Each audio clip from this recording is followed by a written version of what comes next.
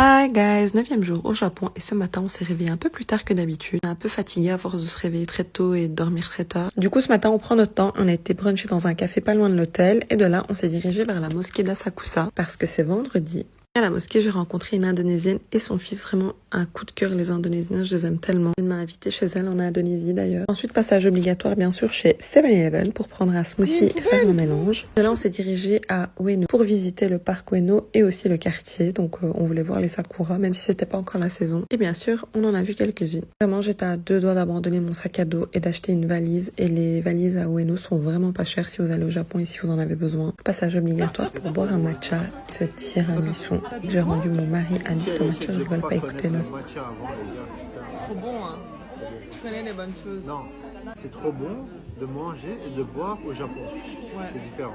C'est vrai. Différent. Et le matcha? Après, le matcha, je n'en ai pas bu en Belgique, donc je ne sais pas dire.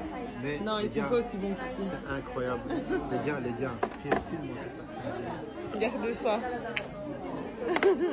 Lèche encore. Après une longue pause matcha, on s'est dirigé vers le quartier de Akihabara, le quartier de l'électronique et des geeks. Il y avait aussi plein de valises là-bas si vous y allez. Et il y avait un restaurant de wagyu pas loin, donc on a tenté notre chance parce qu'il fallait une réservation et heureusement, elle nous a pris. Toutes les personnes après nous ont été recalées en plus pour 2 bouillons, 2 bols de riz, le wagyu, une salade et des kimchi. Les boissons, devinez pour combien on en a eu. En sortant, on avait trop envie d'un dessert et on était tombé sur ça là tantôt, donc on y est retourné. Bismillah.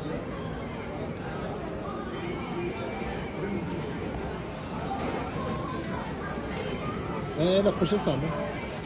Bon, par contre, vous le voyez à ma tête, c'est la première fois que j'étais déçue à ce point d'un truc au Japon. Sinon, généralement, tout est très très bon. Et bien sûr, on est repassé jouer à des jeux d'arcade et on n'a rien gagné cette fois-ci. Étant donné qu'il y avait la drache, on s'est dirigé vers un Don Quichotte pour faire un peu de shopping skincare. Mais finalement, j'ai pas acheté grand chose parce que juste après, enfin, dans 2 jours, on va en Corée. Et après une semaine en Corée, on retourne au Japon, mais cette fois-ci à Okinawa. Donc, j'ai regardé, il y a un Don Quichotte là-bas, je ferai mon shopping là-bas.